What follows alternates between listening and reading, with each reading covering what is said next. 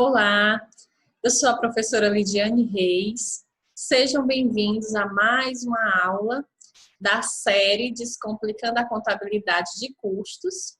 E hoje nós vamos falar sobre os princípios contábeis que são aplicados à contabilidade de custos, ou que são utilizados, pela contabilidade de custos. Nós sabemos que os princípios contábeis, eles são tratados aí em duas resoluções.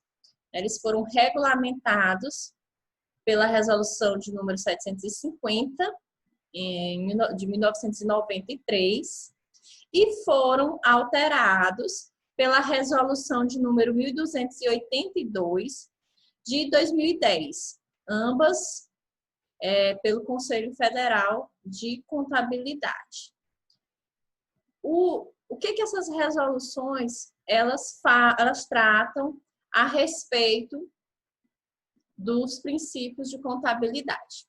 Nós podemos perceber que quando os princípios foram regulamentados através da resolução 750, eram 7 princípios. Porém, com a resolução de 1282, um dos princípios foi revogado, que é o princípio da atualização monetária, e passamos a utilizar apenas 6 princípios. Tá? Os princípios também sofreram uma alteração em termos de nomenclatura geral, porque a resolução de 750 ela trata dos princípios como os princípios fundamentais de contabilidade. A partir da resolução de 2010, nós só tratamos como princípios de contabilidade. E o que são, na verdade, esses princípios? Os princípios de contabilidade, eles constituem as premissas básicas acerca de como essa ciência trata e reflete os eventos que alteram o patrimônio das entidades. Nós sabemos que a contabilidade de custos também tem como objeto de estudo, tem como objetivo, controlar o patrimônio. Só que o patrimônio das indústrias, o patrimônio das fábricas. Isso quer dizer que, assim como todas as áreas da contabilidade geral, da contabilidade devem observar esses princípios, a contabilidade de custos também não foge a essa responsabilidade. Até porque nós vimos nas aulas anteriores que a contabilidade de custos, ela passou a existir a partir da contabilidade financeira, diante da necessidade, do surgimento das fábricas a partir da Revolução Industrial. Isso quer dizer que se a contabilidade geral ou financeira, ela faz observância dos princípios de contabilidade, logicamente, a contabilidade de custos também vai fazer essa observância. Até porque, gente, a observância dos princípios de contabilidade é obrigatória no exercício da profissão contábil. E ela constitui o quê? Uma condição de legitimidade das normas brasileiras de contabilidade. Ou seja, as normas, as NBCs, elas vão ser consideradas legítimas, a partir da observação desses princípios. Então, no exercício da profissão contábil, eles têm que ser seguidos. Por quê? Porque eles representam regras, podemos conceituá-los como sendo um conjunto de regras que vão orientar os profissionais da área contábil. E eles surgiram exatamente da necessidade de se apresentar uma linguagem comum para se preparar e também interpretar os relatórios contábeis. Então, se todos os profissionais trabalharem com a mesma visão, com a mesma maneira de fazer a contabilidade, com as mesmas regras de se fazer a contabilidade, quando eu pegar um relatório elaborado por um outro profissional da área, eu não vou ter dificuldades em fazer a sua interpretação. E vice-versa. Então, todos os profissionais da área, independente de qual seja a sua área de atuação, se é a contabilidade de custos, se é a contabilidade aplicada ao setor público, se é a contabilidade geral, deve se utilizar da observância desses princípios, mesmo que existam outras normas, né, específicas da sua área de atuação, mas eu tenho que estar atento também às regras que são colocadas pelos princípios de contabilidade, tá? Então, a contabilidade de custos, ela não foge a essa responsabilidade. Claro que ela dá uma ênfase maior a alguns princípios, mais do que outros, por conta da sua necessidade, por conta mesmo do seu foco, certo? Da sua área de atuação. Então, gente, são 6 princípios contábeis. Vamos falar aqui só recapitulando um pouquinho, resumidamente, de cada um deles. Atualmente, né? Nós trabalhamos aí com o princípio da entidade, da continuidade, da competência, da prudência, da oportunidade e do registro pelo valor original. O 7º princípio era o princípio da atualização monetária. Como eu falei anteriormente, ele foi revogado pela resolução aí do Conselho Federal de Contabilidade em 2010. Por que que isso aconteceu? Porque chegou-se ao consenso, né, depois de alguns debates, que o princípio da atualização monetária poderia também ter a sua função aí exercida pelo princípio do registro pelo valor original. Ou seja, o princípio do registro pelo valor original está hoje sendo utilizado, né, com a visão que também era exercido pelo princípio da atualização monetária. Existia aí, né, eles alegaram que existia aí uma duplicidade, né, na interpretação desses princípios. Então, resolveram revogar o da atualização monetária e permanecemos observando o princípio do registro pelo valor original, que inclusive é um dos mais trabalhados, né, dentro da contabilidade de custos. Então, só para a gente recapitular rapidamente, o princípio da entidade, vocês sabem que é aquele que reconhece o patrimônio como objeto de estudo e faz a diferenciação entre o patrimônio da pessoa jurídica e o da pessoa física. Princípio da continuidade, né? É o princípio que zela para que as atividades daquela empresa contribuam para que a sua existência aconteça por tempo indeterminado. Princípio da competência é o princípio que reconhece, né, a receita a partir do seu fato gerador, independente se houve o pagamento ou recebimento, tá bom? Então, a receita, ela passa a ser, por exemplo, realizada, ou seja, reconhecida, a partir da saída de um bem para terceiros, certo? Essa receita vai gerar o quê? O crédito. Agora, como esse crédito vai ser pago, né? Pode ser à vista, pode ser a prazo, né? Se for à vista, vai ter uma movimentação financeira. Então, vai ter uma entrada aí de um bem. Agora, se essa mercadoria ela for comprada a prazo, vai existir o crédito através da receita, porém, o que vai entrar na empresa vai ser um direito, né? Vai ser registrado também um direito e não um bem, como no caso das compras, das vendas realizadas à vista, né? Mas isso independe do pagamento do recebimento. O que importa é o fato gerador, o que importa é a saída da mercadoria e a geração desse crédito. Princípio da prudência, que zela pelo conservadorismo, né? Onde se trabalha entre duas possibilidades, né? Se o profissional está ali em dúvida, entre duas possibilidades de registro, ele sempre vai optar por ele deve optar, né, por uma opção mais conservadora, ou seja, se ele tem a opção de registrar um valor maior para o ativo ou menor, ele vai optar pelo menor valor para o ativo e, no caso do passivo, um valor maior para o passivo. Por quê? Porque vai ter uma visão mais realista, né, da coisa.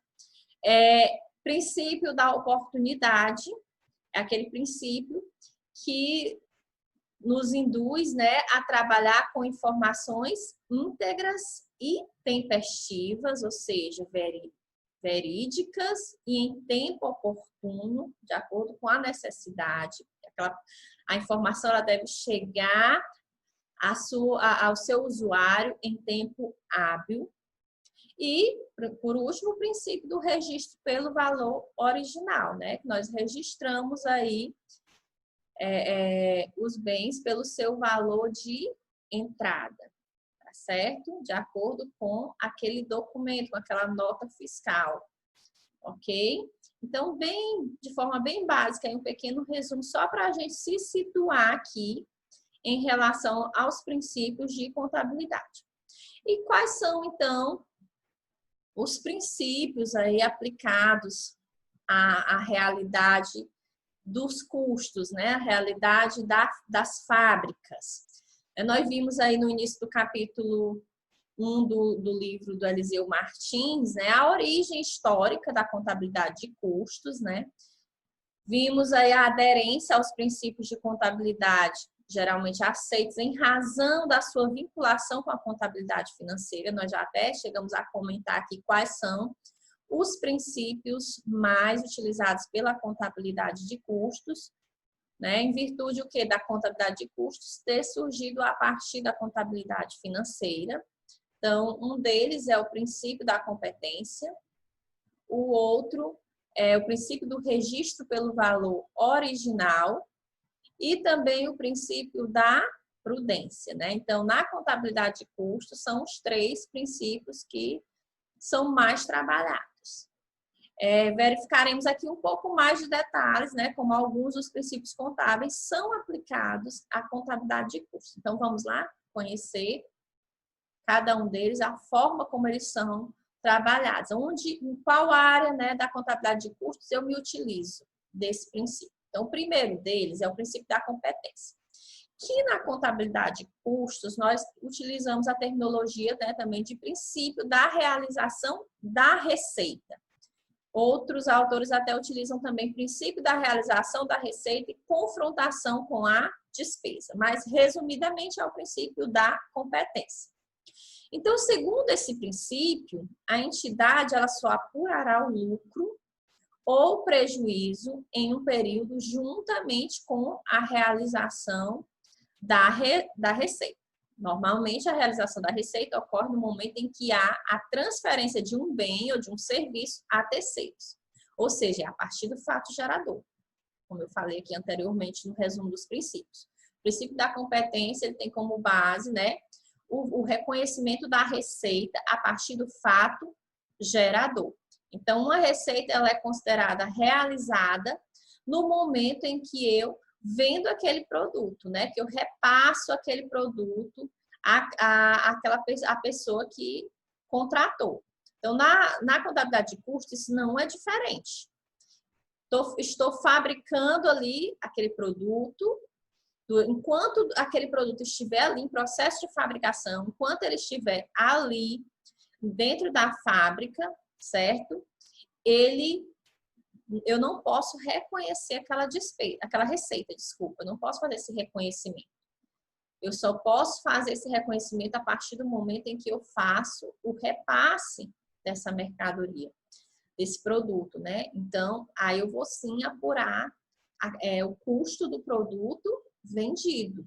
Naquele momento ali eu faço o reconhecimento da receita que foi gerada, né, do crédito gerado, e faço ali, então, a dedução, né, da despesa, né? Porque após a realização da receita, todos os esforços que foram necessários para a obtenção dessa receita devem ser deduzidos. Que esforços são esses? As despesas.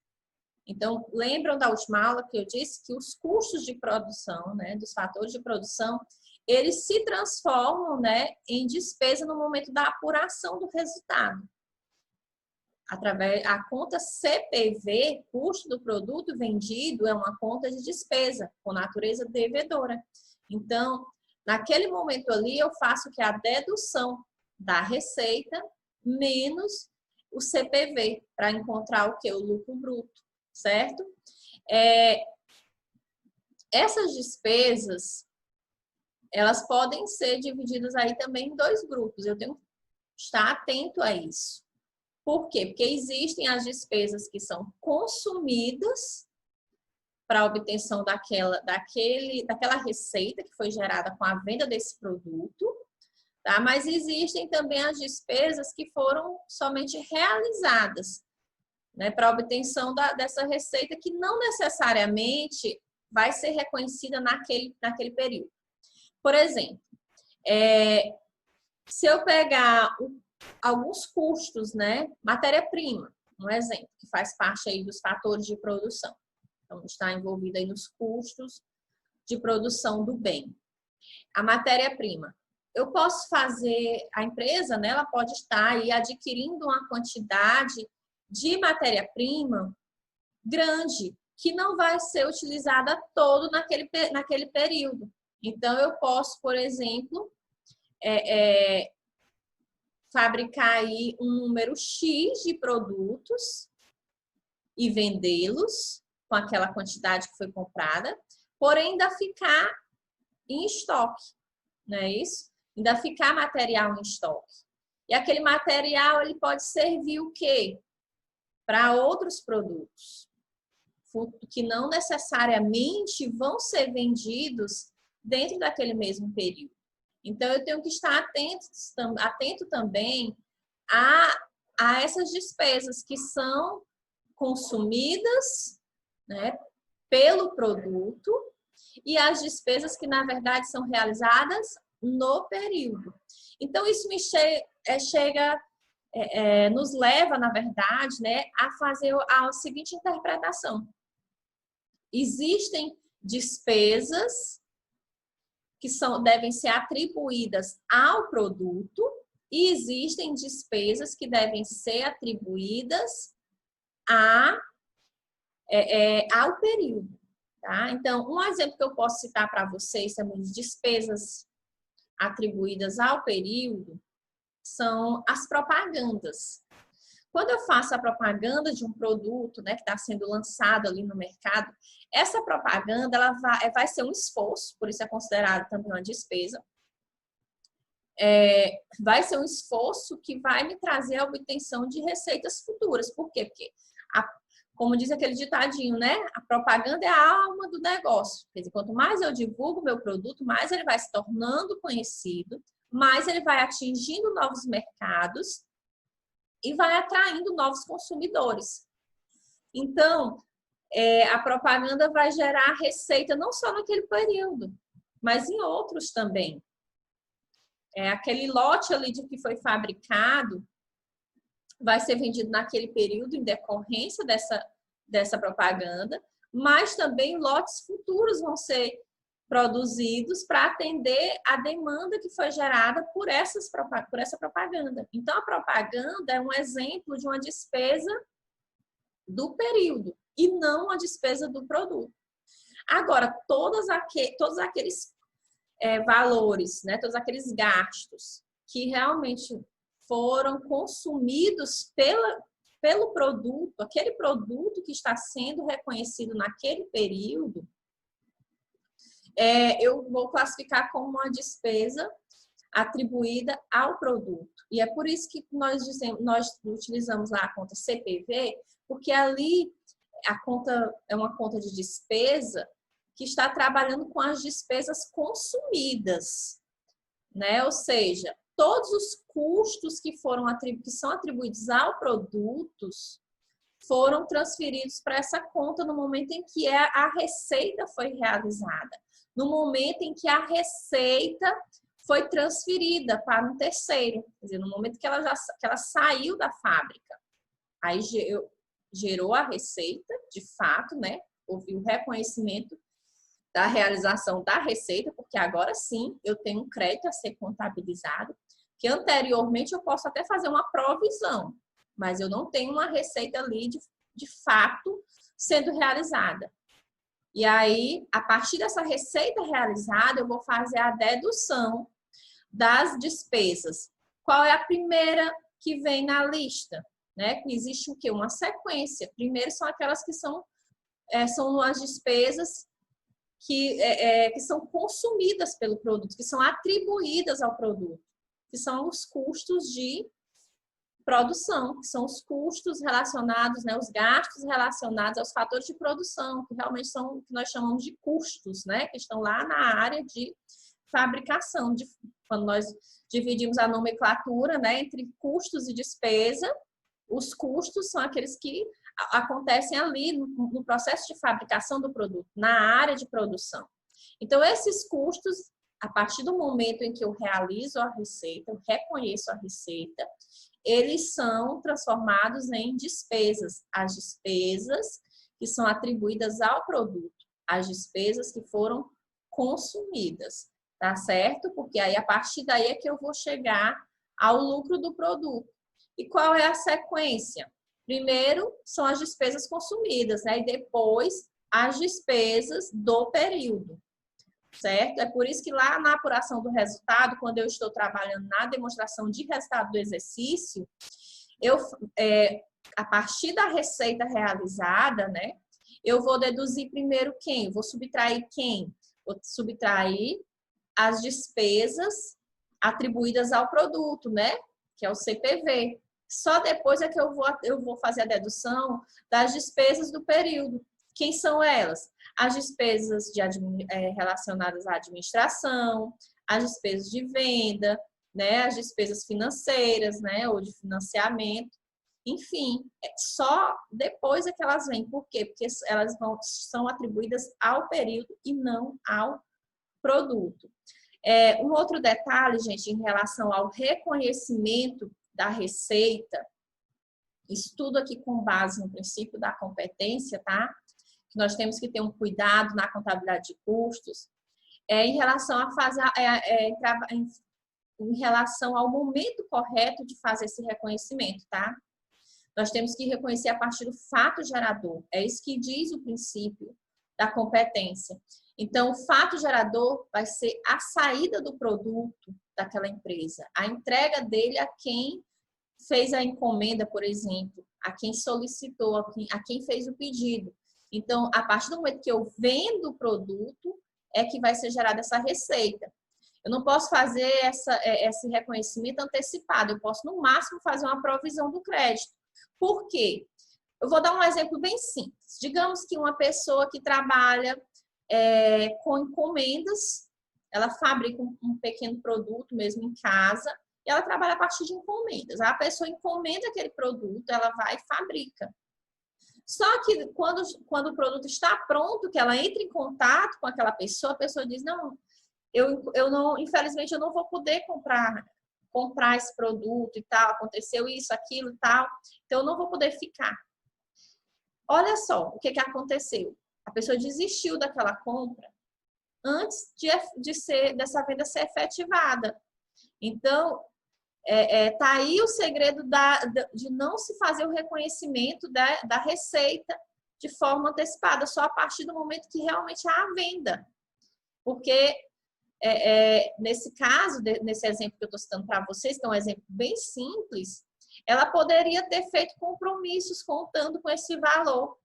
E aí, na hora, a pessoa desistiu. E aí, o crédito existiu para ela? Claro que não existiu o crédito, a receita não existiu, não foi efetivada, certo? Então, quando eu faço a venda, não, a receita é efetivada, vai me gerar a entrada, né, de um bem, de um elemento patrimonial, seja ele o bem, que é o próprio recurso financeiro, que é o dinheiro, ou seja ele um direito, ok? Então, tem que ter atenção a isso, só reconhecer uma receita a partir da venda. Um outro princípio que é trabalhado pela contabilidade de custos, né, que é dado ênfase, é o princípio do custo histórico como base de valor, ou princípio do registro pelo valor original, né? Nós conhecemos mais nesse termo. Esse princípio, ele diz que os ativos devem ser contabilizados pelo seu valor original de entrada, certo? Mais o que foi gasto para o bem, para que o bem entrasse de fato em funcionamento. Então, o que pode ser esse gasto aí para que ele entre em funcionamento? Pode ter o frete envolvido, pode ter uma instalação envolvida. Então, é um valor, é o custo mesmo de aquisição, certo? É o que nós chamamos de custo histórico. Então, eu tenho que registrar lá o valor de cada ativo direitinho, de acordo com aquela documentação, né? De acordo com a nota fiscal. Lá na nota fiscal, eu tenho o valor da nota, certo? Então, aquele bem, quando vai estar discriminado o valor do bem, vai estar discriminado o valor do frete, né? Por exemplo, então, vai vir o valor da nota. Então, esse vai ser o que nós chamamos de dispêndio, né? O que realmente foi pago na compra daquele item, certo? Então, nada impede que haja o desembolso também do frete, haja um desembolso também da instalação por conta de estar incluso, certo? Então, na hora de fazer esse registro, o valor original de entrada vai estar lá o valor da nota fiscal, tá bom? Agora, gente, o Eliseu Martins, no livro dele, ele faz uma crítica ao princípio, né, do registro pelo valor original quando existe a presença aí da inflação. E eu vou mostrar aqui para vocês um exemplo com e sem inflação da utilização aí do registro pelo valor original. Porque quando é que eu me utilizo na contabilidade desse registro, né? Desse princípio, desculpa, do registro pelo valor original. Quando eu for fazer a apuração aqui do resultado, né? Então, vamos analisar aqui o exemplo no slide. Se o custo histórico de fabricação do produto A é 5.000 e ele fica estocado durante um certo tempo para só então ser vendido por 6.500. Vamos dizer que a receita foi realizada, né? Que esse produto foi vendido, esse produto A, ele foi vendido por 6.500, então eu vou reconhecer a receita de 6.500, né? Por conta da venda. E o custo desse produto vendido, né? O CPV, vai ser registrado aí em 5.000, segundo o princípio do custo histórico, né, como base de valor, ou princípio do registro pelo valor original. O CPV vai ser aí 5.000. Por quê? Porque foram todos os custos, né, todos os gastos que eu tive com esse produto, em decorrência dos seus fatores de produção, né, até desde do material direto até a parcela que esse produto consumiu aí de energia elétrica, de aluguel, de depreciação, enfim, todos os fatores de produção. Então, foram gastos aqui 5.000. Então, aqui foram os custos do produto, atribuídos ao produto. Agora, eu vou apurar o resultado, essa conta aqui vai ser CPV, então vai ser a despesa atribuída ao produto. Nesse caso, eu tenho um lucro bruto de R$ 1.500, né? 6.500 foi o valor da receita gerada, 5.000 foram as despesas atribuídas ao produto, né? Então, 1.500 seria aqui, hipoteticamente, né, o lucro de forma bem resumida, né? Claro que aqui eu vou ter, após o lucro bruto, eu ainda tenho que fazer as deduções às despesas do período, né? Mas aqui, vamos nos ater a esse pedacinho aqui do exemplo, só para a gente compreender a diferença. Então, nessa situação aqui, eu não estou levando em consideração a possibilidade de uma inflação. Então, aqui é o que nós fazemos com base no princípio do registro pelo valor original. Aí, mas vamos supor que tem uma inflação nesse período de 10%. O que acontece? 10%, né, nesse período que esse produto ficou estocado, digamos que demorou um pouco a ser vendido. O custo dele era de 5.000, mas por conta da inflação, vai ter aumento, né, nos itens que eu vou necessitar utilizar para fabricá-lo novamente. Então, quando eu vou precisar, vou vender, vou precisar fazer reposição, né, dos materiais necessários, né, para se fabricar esse produto. E quando eu for fazer reposição, já não vai mais ser esse valor aqui, né? Porque tudo vai ter aumentado por conta dessa inflação. Então, o que que acontece? Se há uma inflação, vamos imaginar aí que houve uma inflação de 10%. Então, 5 mil, que é referente ao custo, se eu colocar aí 10% vezes 5 mil, eu encontro um valor de R$ 500. Isso quer dizer que o custo, na verdade, histórico do produto vendido, naquele momento, deveria ser o quê? 5.500, por conta dos R$ 500 de inflação. E aí você observa que a inflação, ela diminui o lucro, não é isso? Ou seja, o lucro bruto caiu de 1.500 para R$ 1.000, certo? Então, há uma crítica em relação o princípio do registro pelo valor original, ele considerar apenas o custo histórico de obtenção. Ou seja, no período, eu posso fazer essa atualização desse valor, como eu disse, considerar a nota, o valor da nota. Então, incorporando o quê? O frete, incorporando aí os outros gastos que eu vou ter com esse produto, né, para adquirir esse produto. Mas ali no momento da obtenção dele, eu não levo em consideração se depois da obtenção desses itens houve o quê? Uma geração aí de maiores gastos com a questão da inflação. Então, acaba que eu estou registrando um lucro de 1.500, mas que esses 500 aqui, eles são ilusórios, né? Por conta dessa inflação. E se eu for analisar ainda que tenho que fazer essa reposição, e essa reposição, ela agora teve aumento de tudo por conta da inflação, e aí, quando eu for avaliar, vamos imaginar aí um percentual de 16%, ou seja, para fazer a reposição daqueles mesmos gastos que eu tive para fabricar o produto A, digamos que eu vou fabricar o produto B com os mesmos itens, eu vou fazer essa reposição, por conta de tudo estar mais caro, vai ter um aumento aí de 16%, né, nos itens, na matéria-prima, né, enfim, dependendo do produto, né, nos itens que eu vou necessitar para produzir. Então, teve um aumento de 16%. E aí, a inflação, tanto ela é ilusória no meu resultado, como ela vai refletir ainda no que eu vou comprar, para poder conseguir continuar com o processo de produção. Aí, nesse caso, o que vai acontecer? O lucro vai reduzir mais ainda, porque eu vou vender um produto por 6.500, sendo que o custo desse produto, eu coloquei lá como 5 mil, né, totalizando um lucro de 1.500, mas na verdade o lucro vai ser só de 700 nesse caso, porque se eu pegar aí 16% em cima de 5 mil, porque os custos, né, vão aumentar em 16%. Um exemplo aqui, né? Que eles aumentam em 16% por conta da inflação.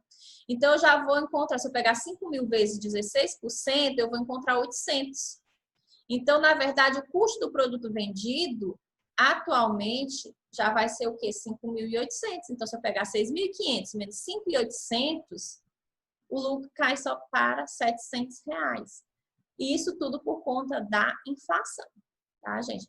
Mas, assim, eu achei interessante tratar isso para vocês, é uma crítica feita pelo Eliseu Martins, e que a gente sabe que acontece, né? A inflação, ela existe, mesmo que de forma mascarada, mas ela existe.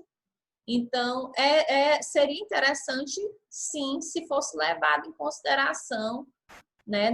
Já que o princípio do registro pelo valor original está também cumprindo a função do princípio da atualização monetária, né, que foi revogado, então ele poderia permitir, sim, que fosse levado em consideração a inflação, fossem atualizados os valores por conta da inflação.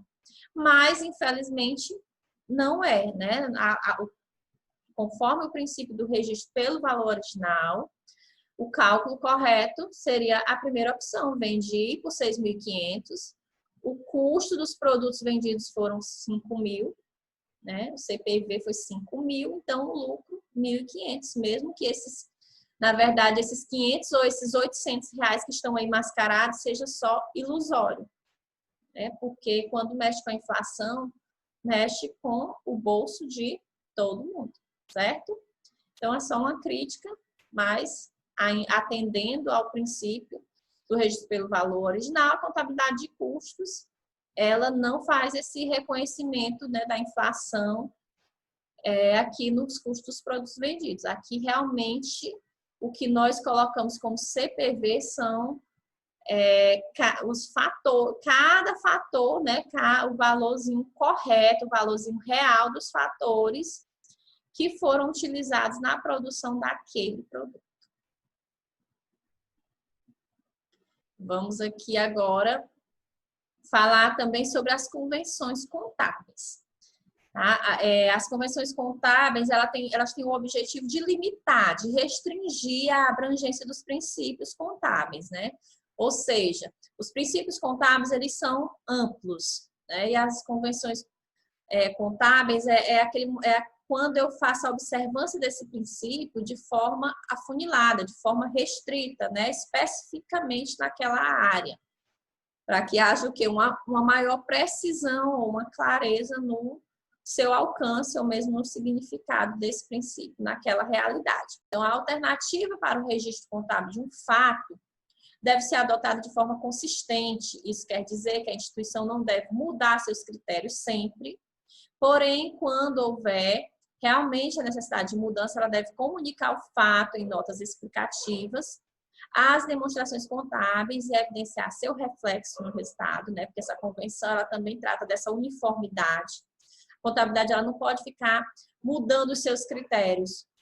Nessa demonstração, ela usa um critério. Na próxima apuração do resultado, ela já mudou para um outro critério. E aí, depois volta para o anterior. Ela não pode fazer essas mudanças, porque isso vai alterar o resultado contábil. Um exemplo que eu posso citar para vocês são os critérios de avaliação de estoque, né?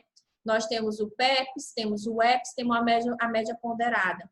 Toda vez que você avalia o estoque por um desses três, mesmo diante da mesma movimentação, dos mesmos fatos, mas só pela maneira, né, pelo critério que você está utilizando, você vê que dá um valor diferente para o estoque. Então, se eu avalio o estoque avaliado pelo EPS, vai ser um, pelo PEPS vai ser outro, pela média ponderada vai ser outro, certo? Então, isso reflete lá no resultado. E exatamente por isso a contabilidade, ela tem que ter esse cuidado, ela não pode estar aí mudando seus critérios a todo instante. Ela tem que trabalhar de forma uniforme, né? De forma padrão mais o máximo que ela puder. Diante de qualquer necessidade, ela vai colocar isso nas notas explicativas, certo? Agora, quando a gente fala da convenção do conservadorismo, é que a gente vai atender lá ao princípio da prudência. Então, toda vez que existir dúvida, né, sobre como deve ser tratado um fato, a contabilidade, ela deve optar pela forma mais conservadora. Nós já até comentamos sobre isso, né? Então, se um gasto pode ser contabilizado como um ativo ou como uma despesa, opta-se pela despesa. É uma solução mais conservadora porque a despesa ela vai reduzir o lucro, então vai estar mais próximo da realidade. Ou se o valor pode ser passivo, que é uma dívida, ou um patrimônio líquido, né? Se eu tenho a opção de registrar como passivo ou como patrimônio líquido, eu vou optar pela dívida, pelo passivo, que é para trazer também a proximidade com a realidade. Agora, o princípio, a Convenção do Conservadorismo, gente, ela tem uma exceção. Claro que toda regra tem a sua exceção. É no caso de valores considerados pequenos, né? Eu não preciso necessariamente fazer essa observação como uma regra em valores considerados mínimos, né? Então, um exemplo que a gente pode citar é a questão do material de estoque. Existem duas maneiras da gente fazer o registro do material de limpeza, desculpa. Duas maneiras, né? Eu posso fazer, quando a empresa ela adquire um grande material, um grande estoque de material de limpeza, por exemplo, eu posso estar fazendo esse registro, né? Primeiro, da entrada desse estoque. Então, eu vou registrar como estoque, como ativo, certo? Eu vou lá, vou debitar o estoque de material de limpeza e vou creditar o caixa, se for uma compra à vista.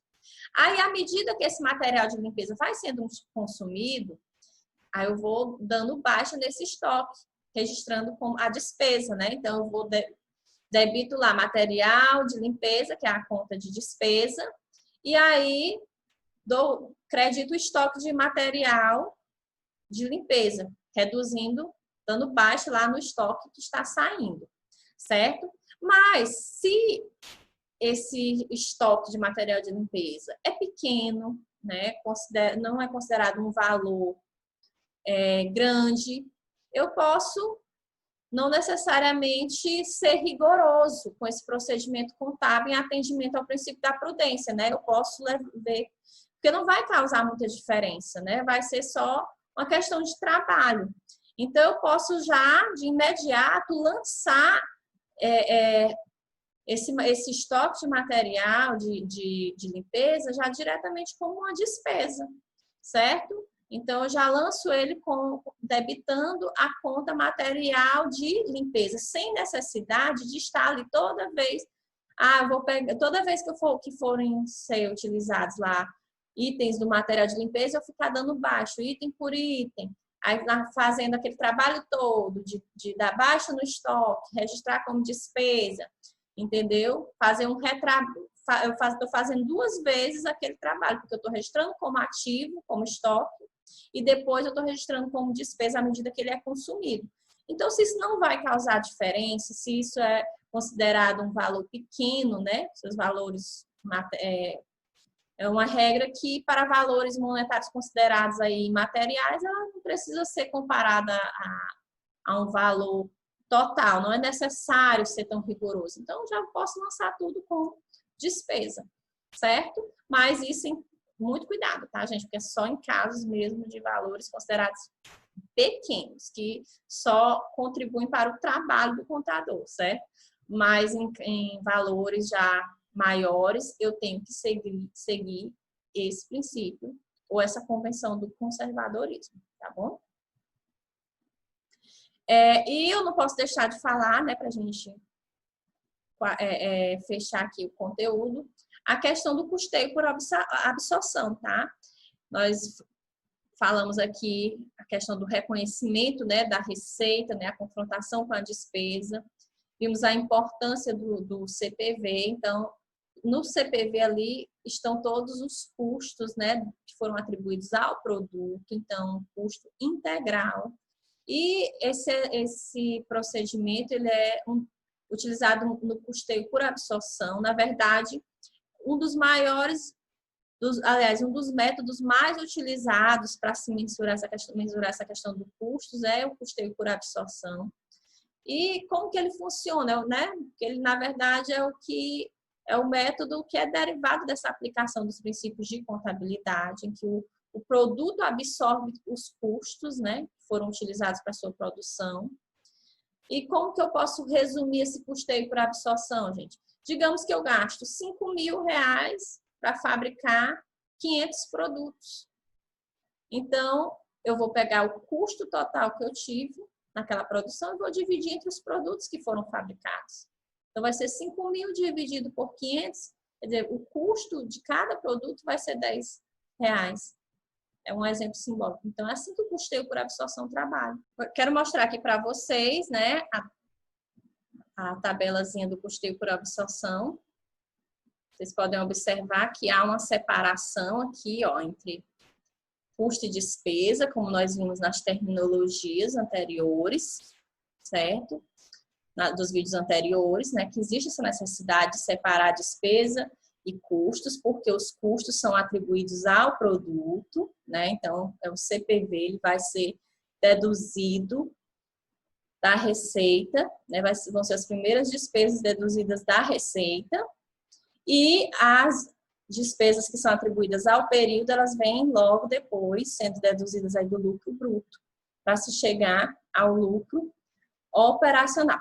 E o custeio por absorção até pode ser utilizado também nas empresas, por exemplo, que são prestadores de serviço.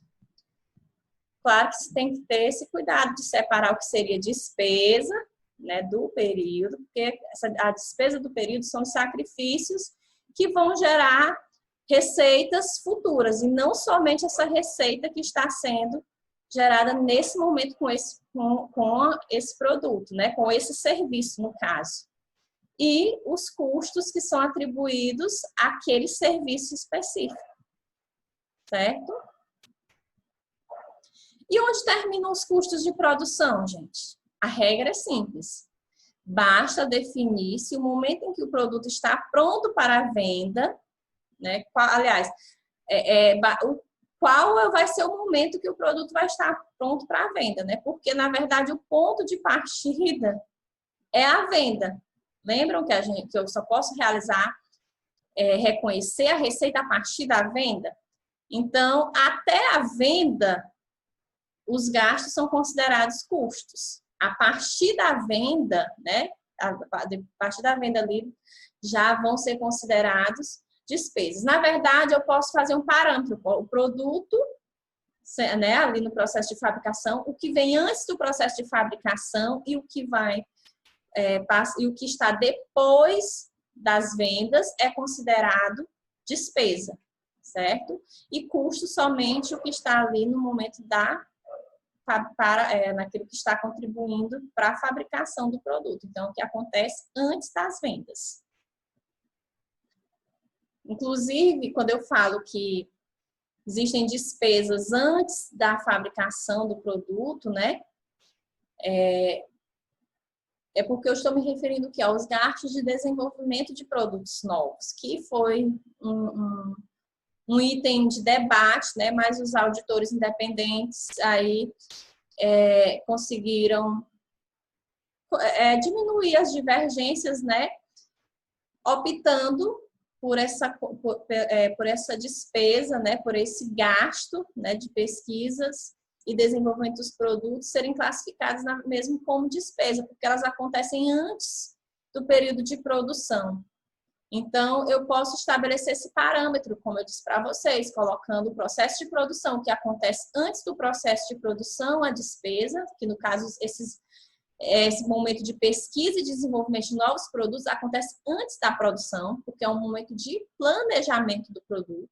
Só então, depois de planejado, aprovado aquele produto, vamos para a produção, certo? Aí, depois do período de produção, que é a partir das vendas, né? Também é considerado despesa, certo? Eu posso trabalhar dessa forma, ou eu posso colocar como o momento ideal a venda, que vem antes da venda, sendo o custo, que é pós-venda, é despesa. Mas sem esquecer que os gastos de pesquisa e desenvolvimento de produtos novos deve ser classificado como despesa, certo? E outra coisa importante que a gente não pode encerrar essa aula sem falar, gente, são os gastos que ocorrem dentro da produção e que não são considerados custos. Aí vocês se perguntam, poxa, gente, professora, e pode isso? Você não disse que a área de produção é onde acontecem os custos? Como assim? Mas nós vimos que os custos, eles são atribuídos o quê? Aos produtos. Nós falamos agora há pouco. Separamos aí as despesas atribuídas ao produto, que são os custos, né? E as despesas do período, que são, de fato, as despesas. Então, o que de fato é considerado custo é aquilo que é atribuído ao produto. Então, existem inúmeras vezes que ocorre o uso das instalações, por exemplo, da fábrica, ou se utiliza equipamentos, ou mesmo mão de obra da produção, mas para a elaboração de bens ou execução de serviços que não são destinados à venda, ou seja, outros bens que não têm nada a ver com a produção dos itens que vão ser vendidos. Aí, nesse caso, eu não posso atribuir a um produto um custo que não tem ligação com ele, certo? Então, só posso atribuir como custo do produto aquilo que realmente foi utilizado, né? Foi consumido por esse produto. Então, eu usei lá a instalação da fábrica para fazer a manutenção de uma máquina que pertence lá ao setor de contabilidade. Essa máquina pertence à empresa, não vai ser vendida.